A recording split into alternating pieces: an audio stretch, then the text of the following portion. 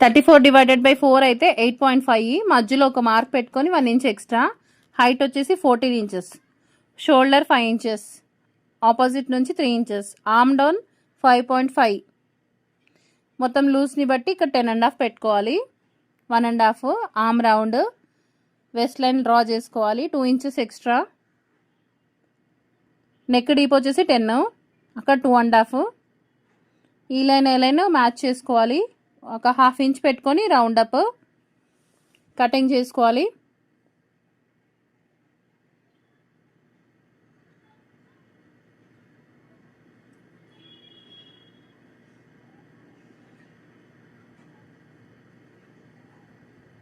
Next back ఇవ్వగానే వెంటనే hand length 6.5, కిందకి 3 ఇంచెస్ 1 లైన్ డ్రా చేసుకోవాలి.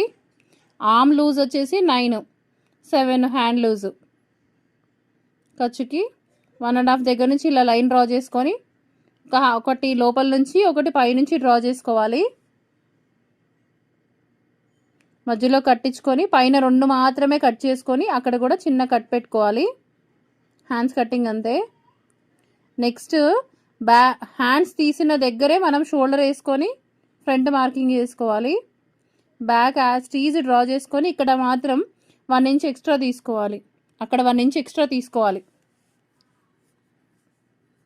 ఆ 1 ఇంచ్ ఎక్స్ట్రా తీసుకోవాలి అక్కడ.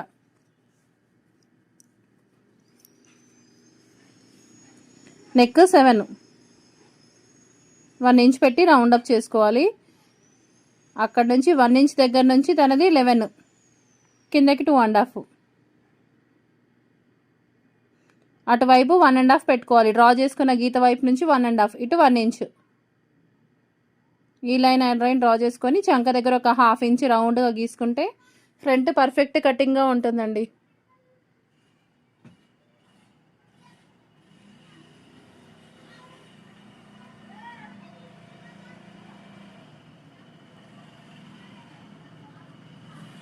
నెక్స్ట్ ఇప్పుడు డాట్స్ ఎలా మార్క్ చేస్తున్నానో చూడండి.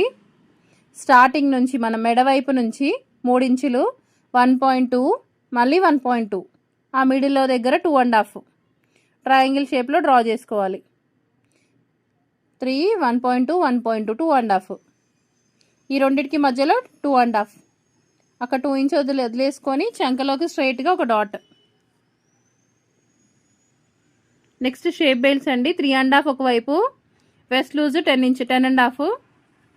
అక్కడ 3 ఇంచెస్ పెట్టుకొని జస్ట్ ఒక కర్వ్ డ్రా చేసుకోవడమే. షేప్ బెల్ట్స్ కటింగ్ అయిపోయిందండి. Blouse cutting complete.